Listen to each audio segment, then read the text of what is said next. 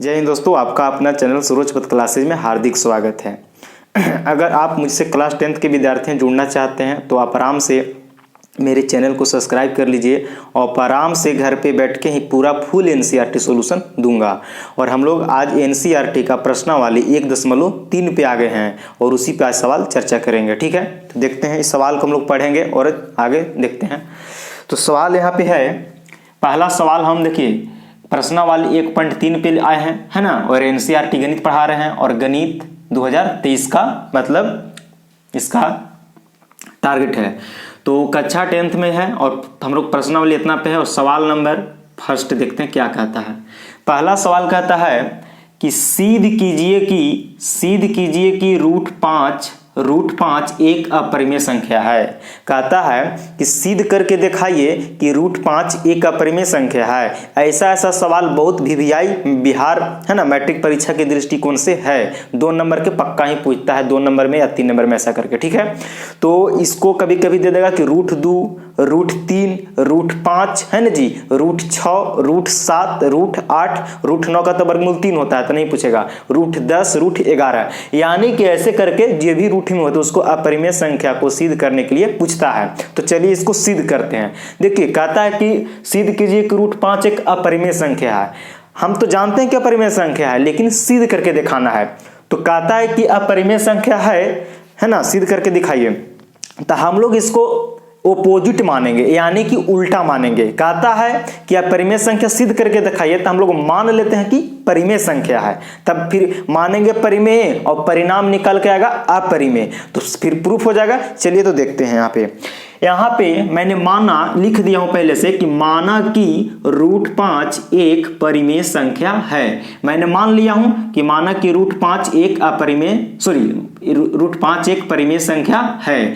फिर हमने यहां लिखा कि हम 2 पूर्णांक p तथा q ऐसे प्राप्त कर सकते हैं कि रूट 5 बराबर p बटे q।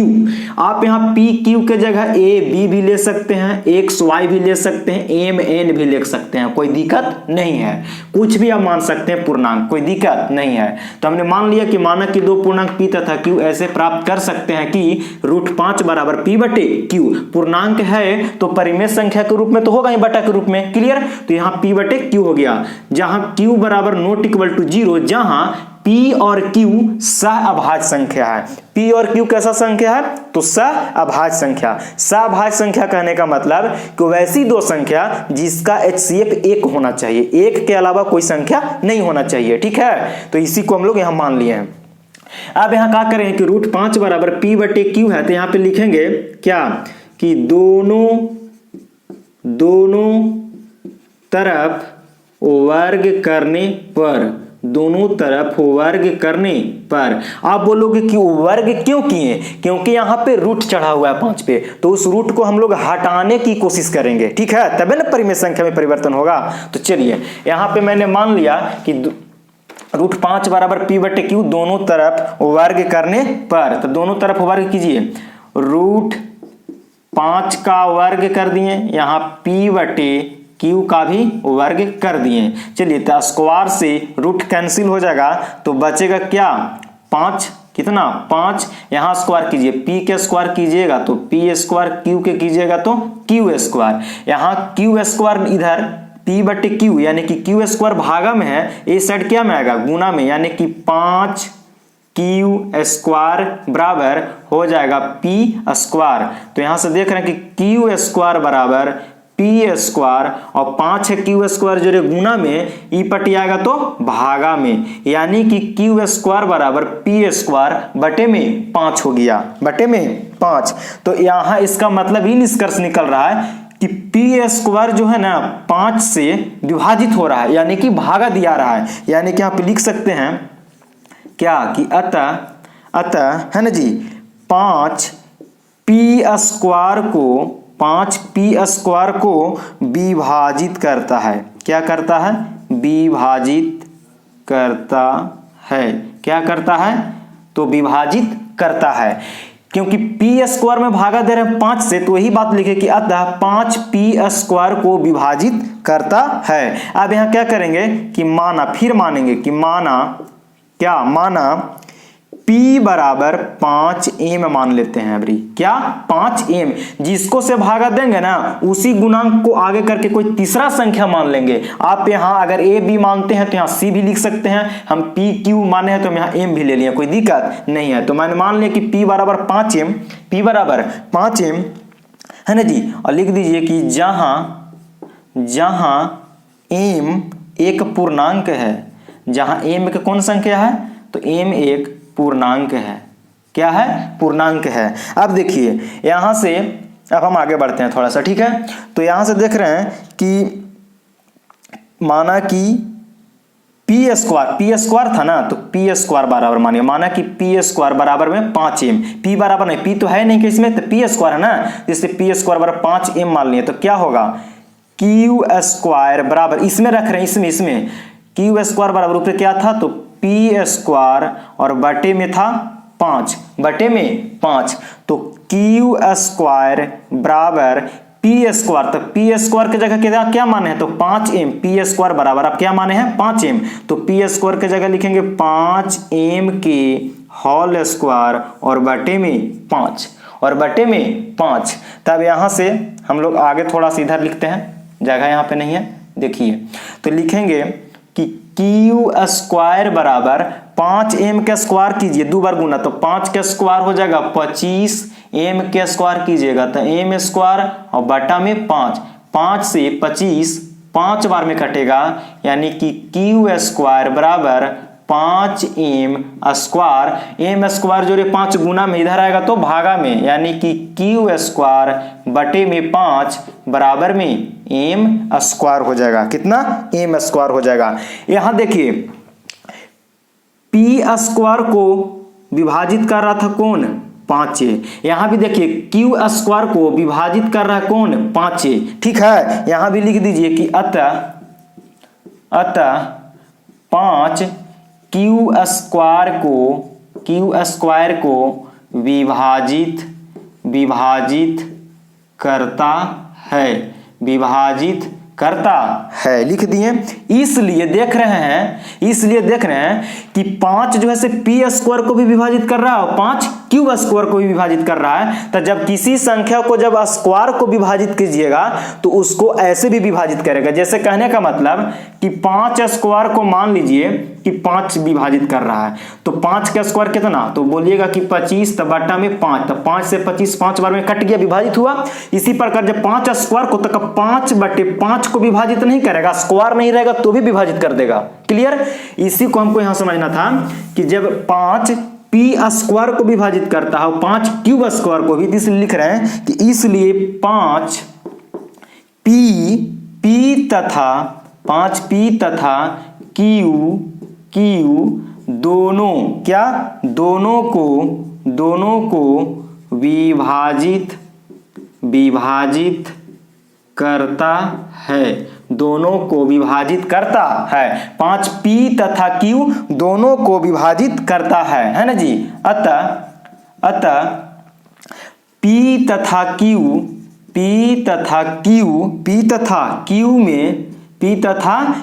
में कम से कम एक उभयनिष्ठ गुणनखंड 5 है, एक उभयनिष्ठ गुणनखंड 5 है। मैंने यहाँ पे क्या देखा कि 5 जो है ना जी, 5 पी तथा क्यू दोनों को विभाजित करेगा, क्योंकि इसका स्क्वायर को भी विभाजित करेगा तो 5 पी को भी और 5 क्यू दोनों को विभाजित करेगा। अतः पी तथा क्यू में कम से कम एक उभयनिष्ठ गुणनखंड कौन हो गया, 5। क्यों 5 हो गया उभयनिष्ठ गुणनखंड, क्योंकि 5 पी स्क्वायर को भी विभाजित कर रहा है यहाँ पर ही, और 5 क्यू स्क्वायर को भी विभाजित कर रहा है, तो पी को भी करेगा और क्यू के, तो 5 तो दोनों में उभयनिष्ठ गुणनखंड हो गया कि पी को भी विभाजित कर रहा है और क्यू को भी। तो अब आगे क्या होगा इसको लिखते हैं, है ना जी। अब यहाँ पे लिखेंगे उभयनिष्ठ गुणनखंड 5 है, परंतु हमने क्या जाना कि परंतु, फिर लिखेंगे कि परंतु, है ना जी, परंतु इससे इस कथन का विरोधाभास, विरोधाभास, क्या विरोधाभास प्राप्त होता है कि, प्राप्त होता है कि, प्राप्त होता है कि पी होता है कि पी और क्यू, पी और क्यू सह क्या, सह अभाज्य, सह अभाज्य संख्या है।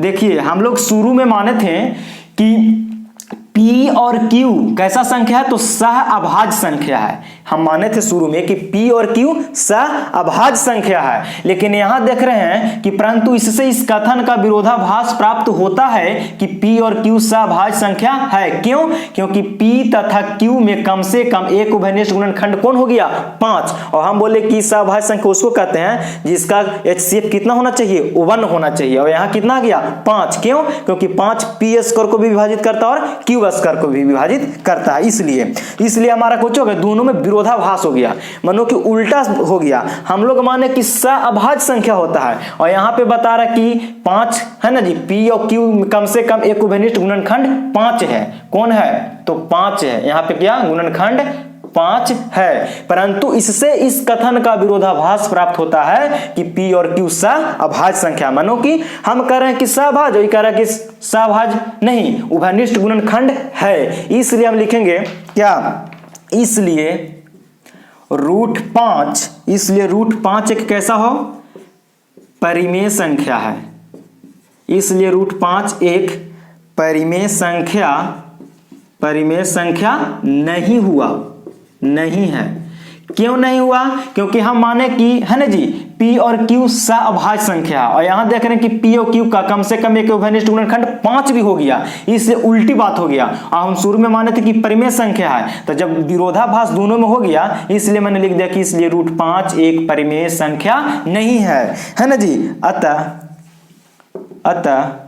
√5 एक कैसा संख्या है, अपरिमेय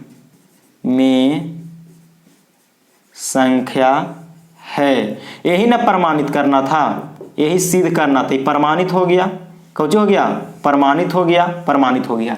इतना आप बिहार बोर्ड के परीक्षा में लिख दीजिएगा तो आपको 2 नंबर देगा। कितना, 2 नंबर देगा। न हो सकता है कि कभी कभी 5 नंबर में भी पूछता है। तो आपको क्या करना है कि √5 के जगह पे कभी कभी √2 दे देगा, कभी कभी √3 दे देगा, कभी कभी √6 दे देगा, क्योंकि √4 के तो वर्गमूल 2 होता है ना। तो हमेशा उल्टा मानना, कहेगा क्या परिमेय संख्या है, तो हम लोग मानेंगे परिमेय संख्या, और हम 2 पूर्णांक लेंगे, कुछ भी मान सकते हैं यहाँ पे। फिर दोनों तरफ वर्ग कर दिए, यहाँ पे वर्ग करने के बाद देखें कि P स्क्वायर को 5 विभाजित करता है, तो यही बात यहाँ पे फिर P स्क्वायर बराबर 5 माने थे, है ना जी, और फिर गुना भागा यहाँ पे किए तो इतना है। फिर देखिए कि 5 Q स्क्वायर को भी विभाजित करता है, तो लिखने कहता है 5 Q स्क्वायर को विभाजित करता है, इसलिए 5 P तथा Q दोनों को विभाजित करता है। अतः 5 P तथा Q में कम से कम एक उभयनिष्ठ गुणनखंड 5 है, परंतु इससे इस कथन का विरोधाभास प्राप्त होता है कि P और Q सहभाज्य संख्या है, इसलिए √5 एक परिमेय संख्या नहीं है। अतः √5 एक परिमेय संख्या है। आप इसको कॉपी में ढंग से नोट कर लीजिए और आप इसको 1-2 बार, 2 बार, 3 बार, 4 बार प्रैक्टिस कर लीजिए, आपको ये सवाल पूरा बढ़िया से समझ में आ जाएगा। तो अब सवाल नंबर हम लोग दूसरा पे चलते हैं कि क्या है। क्वेश्चन हम लोग क्वेश्चन नंबर 2 पे आ गए। क्वेश्चन नंबर 2 क्या कहता है, इसको हम लोग देखते हैं और इसको भी सिद्ध करने की कोशिश करेंगे। देखिए तो कहता है क्वेश्चन नंबर 2 में कि सिद्ध कीजिए कि, क्या सिद्ध कीजिए कि 3 + 2√5 एक अपरिमेय संख्या है। इसी को सिद्ध करना है। तो कहता है कि 3 + 2√5 एक अपरिमेय संख्या है, तो है तो जरूर, लेकिन सिद्ध करना। तो हम बोले हैं कि वो बोलेगा अपरिमेय, हम लोग मानेंगे उल्टा परिमेय। तो मानिए, कैसे मानिएगा, तो मानिए माना कि है ना जी 3 + 2√5 एक परिमेय संख्या है। कौन सी संख्या है, तो परिमेय संख्या है। मैंने मान लिया कि कैसा संख्या है, तो परिमेय संख्या है। माना कि 3 + 2√5 एक परिमेय संख्या है, मान लिया। फिर लिखेंगे कि हम ऐसे धनात्मक पूर्णांक, क्या, दो धनात्मक पूर्णांक P तथा Q प्राप्त कर सकते हैं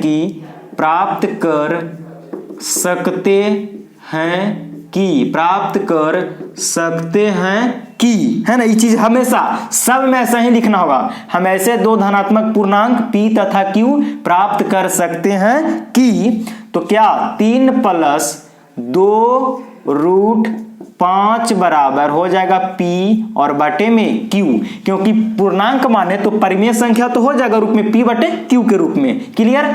तो यहां पे लिखेंगे Q बराबर ≠ 0 जहां P और Q है ना, P और Q सहअभाज्य, सब ऐसे ही मानना है, सहअभाज्य संख्या है। सब में इतना तो एकदम हमेशा लिखना है और इसी को बटा में P बटे Q करना भी है। अब यहां देखिए कि जहां P और Q कैसा है तो सहअभाज्य संख्या है। अब यहां देख रहे हैं, यहां वर्ग नहीं करेंगे, यहां हम इधर उधर करेंगे और देखिए कैसे इसको करेंगे से। यहां देख रहे हैं कि 3 + 2√5 बराबर P बटे Q है, तो यहां से 2 प्लस में नहीं, इधर यहां से क्या होगा, तो 2√5 बराबर में P और बटे में Q, 3 है प्लस में, इधर आएगा तो कुची में माइनस में, इसके नीचे कुछ न तो 1 हो जाएगा, नीचे कुछ न तो क्या होगा 1 हो जाएगा 1। देखिए 3 + 2√5 बराबर P बटे Q, तो 3 था प्लस में, बराबर को ऊपर ले गया तो माइनस में, 3 के नीचे कुछ न तो 1, यहां बच गया 2√5, क्या बचा 2√5। अब इसको क्या कीजिएगा, तो 2√5 Q और 1 के एलसीएम लीजिएगा तो Q मिलेगा, Q से Q में भागा देंगे, एक से P में गुना करेंगे तो P माइनस 1 से Q में भागा देंगे, Q से 3 में गुना करेंगे तो हो जाएगा 3Q। अच्छा, आप ऊपरे माने हैं कि P और Q पूर्णांक है, P और Q कुछ है पूर्णांक, और यहां देख रहे हैं कि 3 भी पूर्णांक संख्या है। 3 कौन संख्या है, पूर्णांक संख्या है ना जी। तो यहां पे हम लोग लिख सकते हैं ऐसे भी कि √5 बराबर P - 3Q बटे 3P - 3Q, और √5 जो 2 है गुना में, ई पटी आएगा तो भागा में 2 और Q था तो बटा में Q, यानी कि √5 बराबर P - 3Q बटे में 2Q, 2 था √5 जोड़े गुना में चला गया भागा में, और बटा में Q था तो बटा में Q कर दिए। अब यहां लिखेंगे क्या कि चूंकि, ऐसे लिखिए कि चूंकि है ना जी, चूंकि 3, यहां पे क्या क्या है 3, 2 और फिर क्या क्या संख्या है P और Q कौन सा होगा संख्या, तो पूर्णांक है। ऐसा कौन सी संख्या, पूर्णांक है, क्योंकि P माने है ना कि ऐसे दो धनात्मक पूर्णांक P तथा Q प्राप्त कर सकते हैं, तो P Q पूर्णांक है, 3 भी यहाँ पे पूर्णांक होगा, 2 भी पूर्णांक होगा, तो मैंने लिख दिया। इसलिए क्या, इसलिए P - 3Q और बटे में 2Q है ना जी, कौन सी होगा, एक परिमेय संख्या होगा। क्या होगा, एक परिमेय संख्या होगा, परिमेय संख्या होगा। क्यों परिमेय संख्या होगा, क्योंकि 3, 2 P और Q सब पूर्णांक है, तो पूर्णांक संख्या को तो P बटे Q के रूप में लिख सकते हैं, यानी कि एक परिमेय संख्या होगा या एक परिमेय संख्या है भी लिख सकते हैं। क्या, परिमेय संख्या है ना जी। इसलिए √5, इसलिए √5 भी एक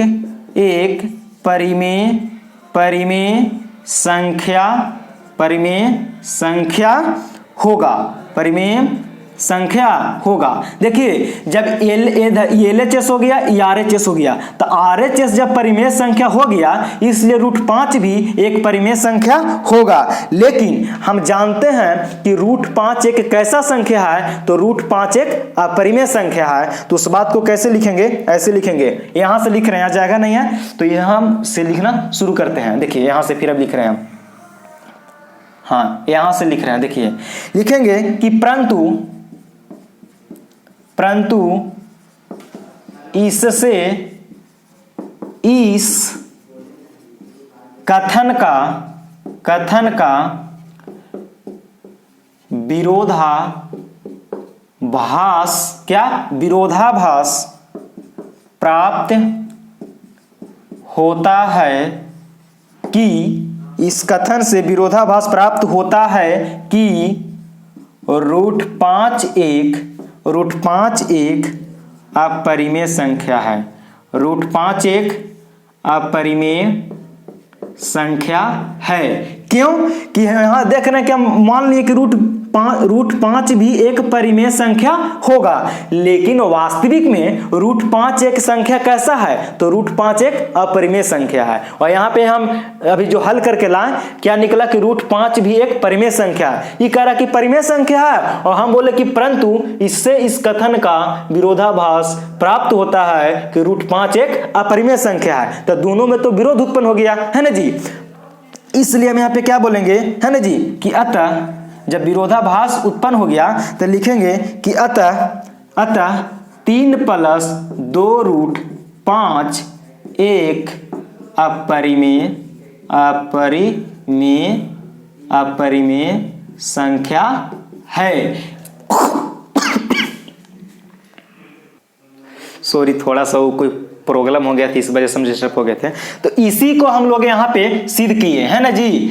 पहले हमेशा यही करना, माना कि 3 + 2√5 एक परिमेय संख्या है, तो हम ऐसे दो धनात्मक पूर्णांक p तथा q प्राप्त कर सकते हैं कि, और इसके बाद में p/q कह देना, q बराबर ≠ 0, जहां p और q सहभाज्य संख्या है। फिर इसको मैंने क्या किया कि 3 प्लस में था, इधर भेज दिया माइनस में, यहाँ भिन्न के घटाव कर लिए, 2 गुना में था, आ गया भागा में। हम बोले कि 3, 2 p और q सब पूर्णांक है, तो पूर्णांक हो गया तो पूरा संख्या हो गया p/q के रूप में, यानी कि एक परिमेय संख्या हो गया। इसलिए √5 भी एक परिमेय संख्या होगा। लेकिन परंतु इससे इस कथन का विरोधाभास प्राप्त होता है कि √5 एक कैसा है, अपरिमेय संख्या है। अतः 3 + 2√5 एक अपरिमेय संख्या है। तो इसी साथ आप इसको पूरा बढ़िया से नोट कॉपी में कर लीजिए, क्योंकि ताकि परीक्षा में पूछे तो बहुत VVI सवाल है, पूछता है, एक न कोई एक सवाल जरूर पूछता है। तो आप लोग इसको अच्छा से नोट कर लीजिए। और हम अब क्वेश्चन नंबर 3 पे चलते हैं। तो क्वेश्चन नंबर 3 लिखते हैं यहां से। अब चलिए, तो क्वेश्चन नंबर हम लोग 3 पे आ गए, और क्वेश्चन नंबर 3 पढ़िए और इसको हम लोग जवाब देंगे। क्वेश्चन नंबर 3 कहता है, क्वेश्चन नंबर 3 कि सिद्ध करें कि 3 का पहला, 3 में 3 सवाल है और 3 का पहला हम सिद्ध कर रहे हैं। सिद्ध करें कि 1/√2, क्या 1/√2 एक अपरिमेय संख्या है। तो हम बोले कि जब भी अपरिमेय संख्या सिद्ध करने के लिए आएगा तो हमेशा इसको उल्टा मानना है। तो यहाँ पे मैंने लिख दिया हूं पहले से, माना कि 1/√2 एक परिमेय संख्या है, लिखना है। फिर हम लिखें कि हम ऐसे दो धनात्मक पूर्णांक p तथा q प्राप्त कर सकते हैं कि, फिर क्या प्राप्त कर सकते हैं कि, तो फिर लिखेंगे कि 1/√2 बराबर में p/q, q बराबर ≠ 0, और फिर लिख देंगे कि जहां p और q कैसा संख्या, तो सहअभाज्य संख्या है। संख्या को हम शॉर्ट में इसे लिख दे रहे हैं कि सहअभाज्य संख्या है। अब यहाँ पे देखिए, अगर वर्ग भी कीजिएगा तो भी आएगा इसको, लेकिन बिना वर्ग कैले हम इसको बनाते हैं, आप समझिएगा। यहाँ पे दिया है 1/√2 बराबर में p/q। यहाँ पे क्या करते हैं कि √2 को हम परिमेयकरण करेंगे। क्या करेंगे, परिमेयकरण, यानी कि 1/√, हटाने के लिए 1/√2 से हम ऊपर भी गुना करेंगे और 1/√2 से हम नीचे, यानी √2 को हम परिमेयकरण कर दिया। अपन क्लास 9th में पढ़े होंगे परिमेयकरण, यानी कि √2 से ऊपर भी, √2 से नीचे भी, तो हो जाएगा p और बटे में q। तो √2 से 1 में गुना कीजिएगा तो √2, और √2 से √2 में गुना कीजिएगा तो केवल 2 होगा। नीचे गुना कीजिए, √2 गुने √2, तो √2 से √2 में गुना कीजिएगा तो 2 के बदला में 1 हो जाएगा और रूट भी हट जाएगा, और √2 से 1 में गुना कीजिएगा तो √2 बराबर में p और बटे में q। P बटे Q। यहाँ पे हम करेंगे बाई क्रॉस मल्टीप्लीकेशन, यानी कि तिरछा तिरछी गुना। तो यहाँ की देखिए तिरछा तिरछी जब आप गुना कीजिएगा तो √2 से Q में गुना कीजिएगा तो हो जाएगा √2 और Q में कीजिएगा तो Q बराबर 2 से P में गुना कीजिएगा तो 2P। कितना? 2P। यहाँ से √2 बराबर क्या होगा तो 2P और Q है √2 जोड़े गुना में आ जाएगा भागा में, यानी कि √2 बराबर 2P बटे में Q। अब यहाँ से हम इधर लिखते हैं, इधर जगह नहीं था, देखिए यहाँ पे अब लिखते हैं यहाँ से। ठीक, अब देखिए हम देख रहे हैं कि P और Q को हम लोग पूर्णांक माने थे और 2 भी यहाँ कुछ ही आ गया पूर्णांक, तो लिखेंगे यही बात को कि चूंकि 2P और Q क्या है तो पूर्णांक है भैया। क्या? पूर्णांक है, क्योंकि हम मानवे किए हैं कि धनात्मक पूर्णांक P Q जब पूर्णांक है तो 2 भी इसके साथ में, वो भी तो पूर्णांक होगा। क्या होगा? पूर्णांक होगा। इसलिए 2P बटा में Q भी एक क्या होगा तो एक परिमेय संख्या होगा। क्या होगा? परिमेय संख्या है। कैसा संख्या है? परिमेय, क्योंकि पूर्णांक है तो P बटे Q के रूप में लिखेबे करेगा, यानी परिमेय संख्या होगा। यह है ना जी, इसलिए √2 क्या? √2 है ना जी, √2 भी एक परिमेय संख्या है। परिमेय संख्या है, लेकिन इसको तो उल्टा बात ना हो गया जी। परंतु मानेंगे, लिखेंगे कि परंतु इससे इस कथन का विरोधाभास प्राप्त होता है कि √2 एक अपरिमेय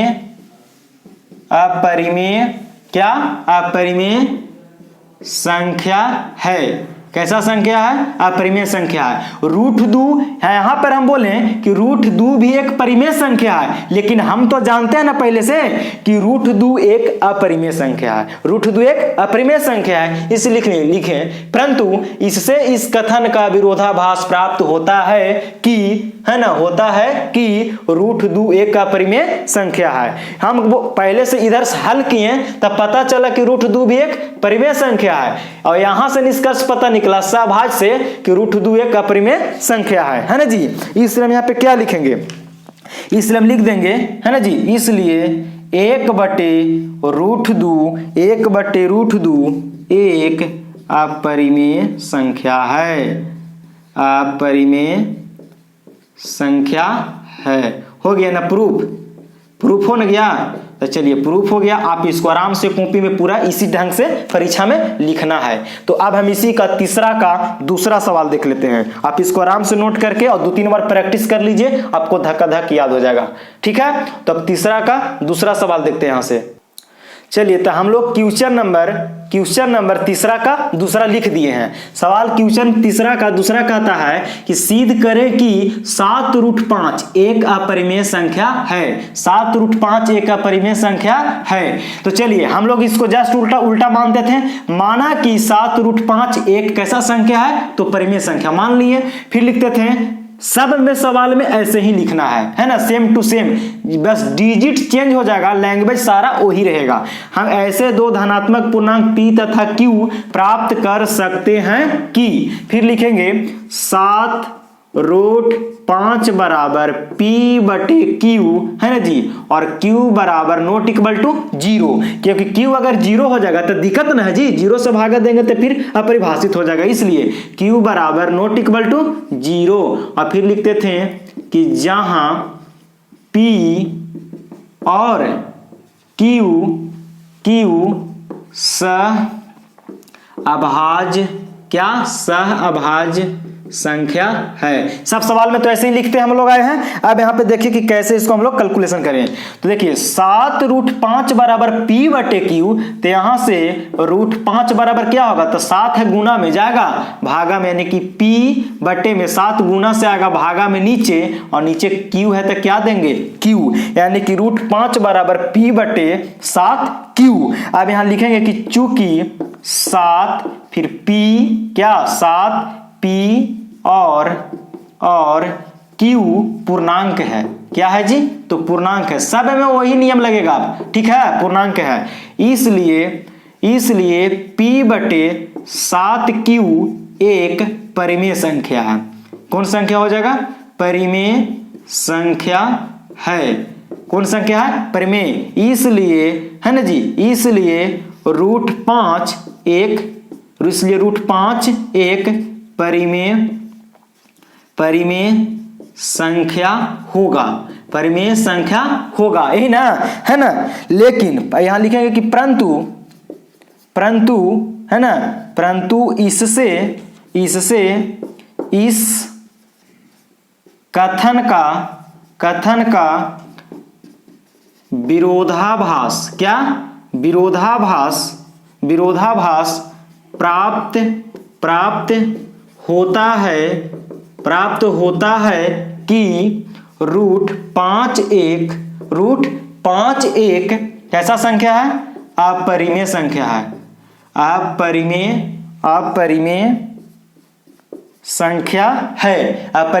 संख्या है ना जी। परंतु इससे इस कथन का विरोधाभास प्राप्त होता है कि √5 एक कैसा संख्या है, अपरिमेय संख्या है ना जी। और यहां पे आया कि परिमेय है, तो उल्टा ना बात हो गया। इसलिए 7√5 एक अपरिमेय संख्या है। क्या होगा, अपरिमेय संख्या है। तो आप इसको भी नोट कर लीजिए। और जो सवाल तीसरा है वह बिल्कुल इसी पर बैठा कर हल कर लीजिएगा, वो बन जाएगा। इसको देखिए सिद्ध करने के कई मेथड है। ये थोड़ा सा लगता होगा कि लंबा है, तो शॉर्ट मेथड भी है, उसको से भी आप सिद्ध कर सकते हैं। आप इसको आराम से पहले कॉपी में नोट कर लीजिए। इसके बाद देखिए हम थोड़ा सा यहाँ से ऐसे भी आप काट सकते थे स्टेप। देखिए यहाँ तो आप उतार लिए, देखिए इसके बाद ऐसे भी कह सकते थे, इसको ऐसे भी यहां से भी कम करके हम लोग लिख सकते थे। कैसे, तो यहां तक तो ठीक है, यहां पे लिख सकते थे क्या कि P बटे 7Q एक परिमेय संख्या है। क्या संख्या है, परिमेय संख्या है। और √5 एक कैसा है, तो √5 एक अपरिमेय संख्या है। क्या, अपरिमेय संख्या है। देखिए ये हो गया LHS, क्या हो गया जी, LHS, ये हो गया RHS। तो देखिए ध्यान से, LHS में √5 एक अपरिमेय संख्या है और RHS में P बटे 7Q परिमेय संख्या और या परिमेय। तो आप ही बताइए कि LHS क्या, LHS कभी बराबर हो रहा है RHS के, तो बोलिएगा कि नहीं। क्या, नहीं। क्यों, कि LHS में अपरिमेय संख्या और RHS में परिमेय संख्या, LHS में अपरिमेय संख्या और RHS में परिमेय संख्या। तो LHS और RHS तो बराबर नहीं होगा, क्योंकि परिमेय संख्या और अपरिमेय संख्या कभी बराबर नहीं होते हैं। तो इतना भी लिख के आप यहाँ लिख सकते हैं कि अतः 7√5 एक अपरिमेय संख्या है, एक अपरिमेय संख्या है। अगर इतना भी लिख दीजिएगा तो आपको नंबर मिल जाएगा, कटने वाला नहीं है। तो आप तीसरा का जो सवाल एक तीसरा बच गया, ये था ना तीसरा, क्या था, तो सवाल था 6 + √2 वाला। तो 6 + √2 वाला सब वैसी लैंग्वेज ऊपर लिखिएगा और P बटे Q कर दीजिएगा। क्लियर। अब यहां से क्या कीजिएगा कि √2 बराबर P बटे Q, 6 था प्लस में, इधर आएगा माइनस में। आप फिर उसी लिख दीजिएगा कि PQ है ना, और 6 पूर्णांक है ना, इसलिए P माइनस के 6Q बटे Q है ना परिमेय संख्या होगा और √2 भी परिमेय होगा। परंतु इससे इस कथन का विरोधाभास प्राप्त होता है कि √2 एक अपरिमेय संख्या है। अतः है ना जी, अतः 6 + √2 एक परिमेय संख्या है। आप लिख के लैंग्वेज और इसको दर्शा दीजिएगा।